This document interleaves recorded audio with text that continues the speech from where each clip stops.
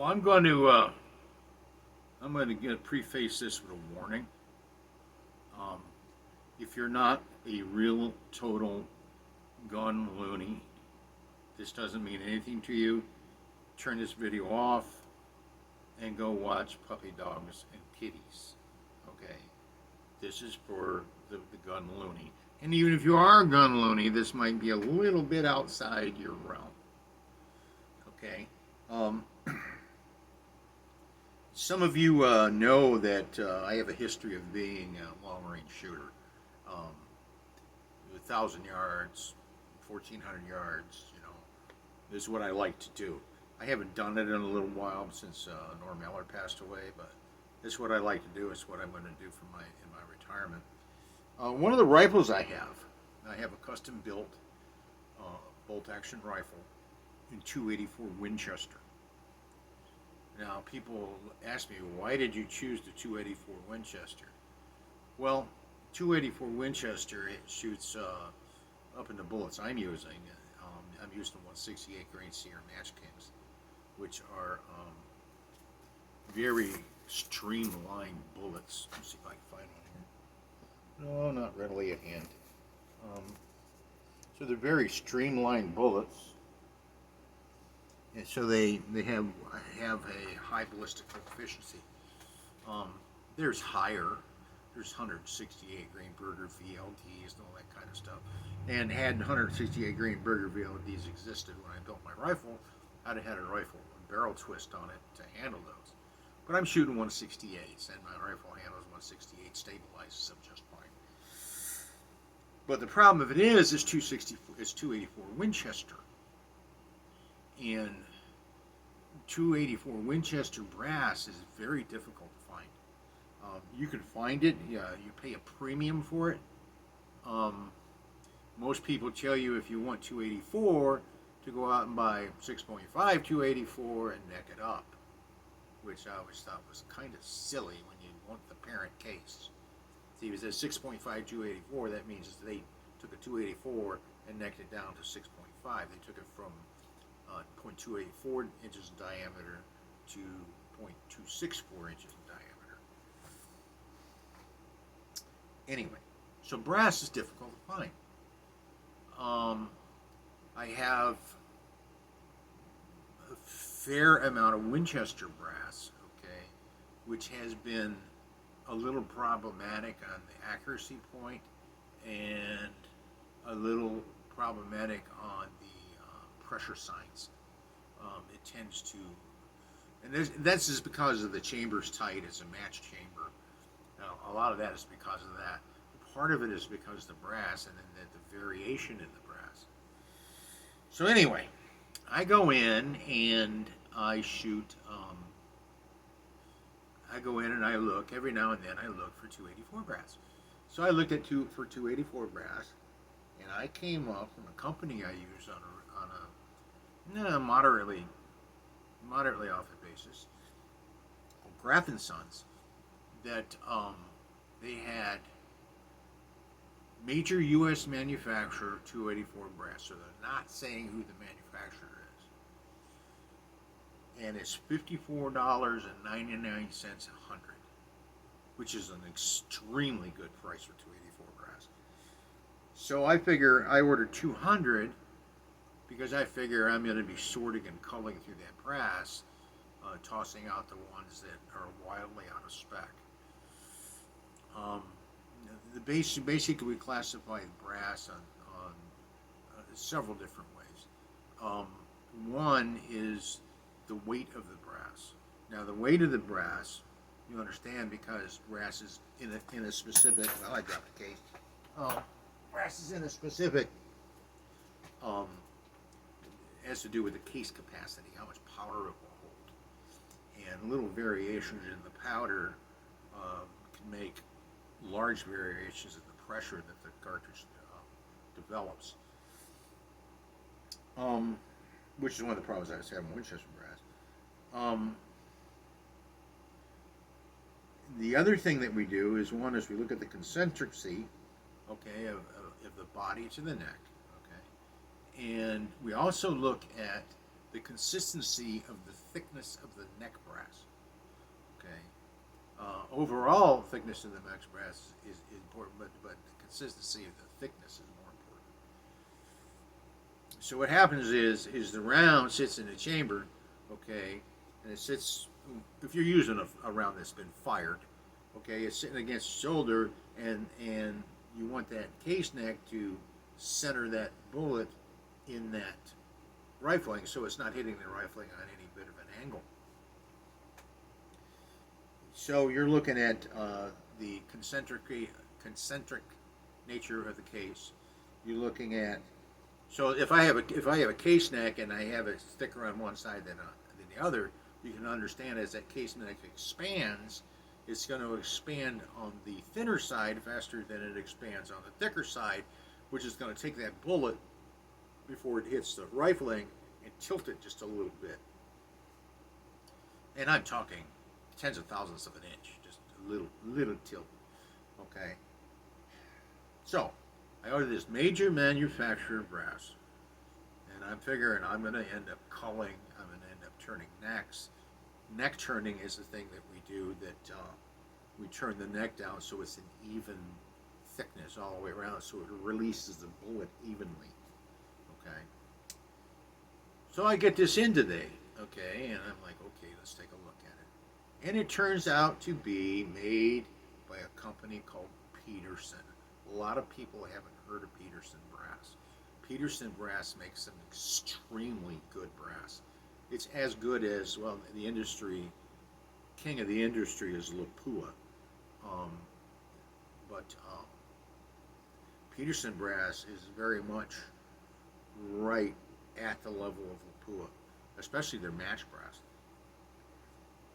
So I take this brass and I take 20 pieces of it, and I go through and I run it through case weight, the length as it is shipped, and I check the thickness of the neck on cross axis. I check it on this side and then I check it on this side.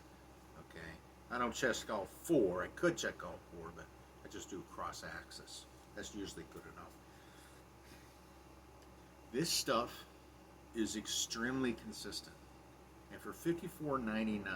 Now, if you go to Graf & Sons and you look at Peterson brass for 284 Winchester, they do sell Peterson brass 284 Winchester and Peterson brass and other things. It's high dollar brass.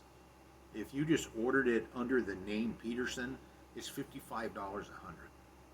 I got this for $54.99 for, no, actually, excuse me, it's $55 for 50. I got this at half that price, just slightly less than half that price. Okay, so I take it in here and I'm like, okay, it's Peterson brass, it's discount. Maybe it was a run that didn't meet spec. Okay, that is possible. So I go in and I check it. I check the length.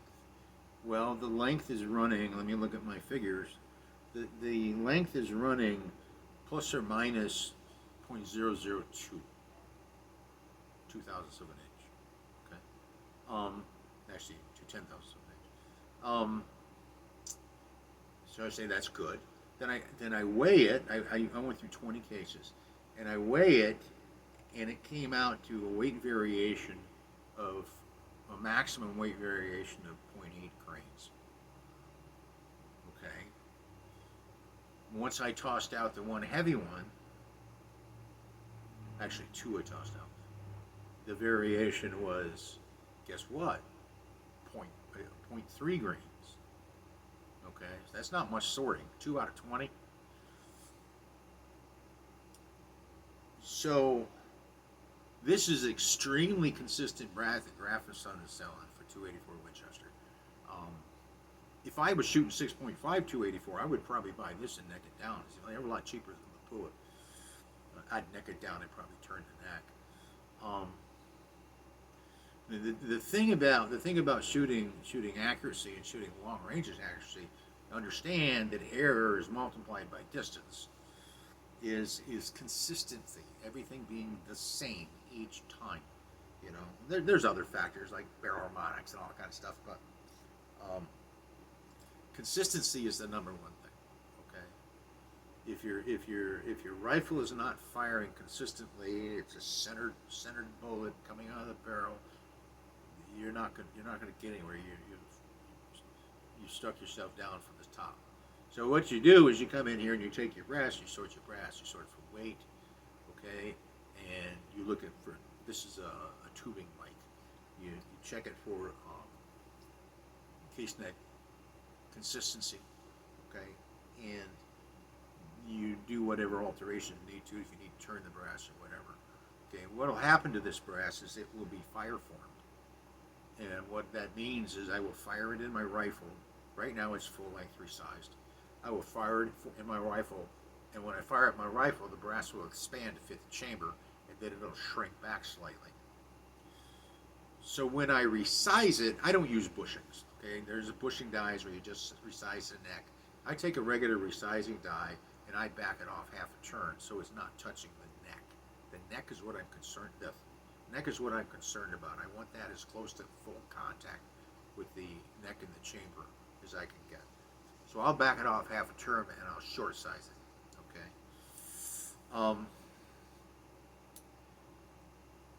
So I got this right, and I had the Winchester. I've had a number of Winchester cases for a long time. I've been kind of nursing them along, but they tend to pressure spike on me. Okay, I mean I was going through setting primers on them the other day, and I lost probably 8 out of 40 cases that the primer pockets were just too large because they were overpressured and the primer pocket expanded. The thing about the Winchester brass is it's a little heavier, okay? But the thing about the Winchester brass that I've been playing with for all these years is its weight variation is 3 grains, roughly 3 grains. This is 0.4, okay? And the Winchester, the variation on the neck thickness is like 0.002, okay? This is 0.0006 variation. Get that now. Another decimal point. 10 times less, okay? So if any guys if you're 284 shooters, or if you're even 6.5 284 shooters, this is on sale at Graf, listed as major U.S. manufacturer for $54.99. So it's time to get on to Graf and Sons and order this, okay, while they still have it. Peterson brass is fabulous brass, you know. If I could afford to buy their brand by name, I would buy nothing but Peterson brass. You know, compared to Winchester, Remington, Federal, those producers can't even hold a candle to this. You know, it takes a producer like Lapua to be in this ballpark. You know, some people would say Lapua is better. I don't see it that way. This is just as good as Lapua. So. The expensive imported, but probably because it's imported, right? And that's it. And like I said, if you're not a gun loony, you shouldn't have watched this video. And even if you are a gun loony, if you're not to my level of gun loaniness, okay, it didn't do you much good either. A lot of people have never even heard of a 284 Winchester. You know, the history of the 284 Winchesters that came out in the 60s, and they were, and actually Winchester was trying to put something comparable to a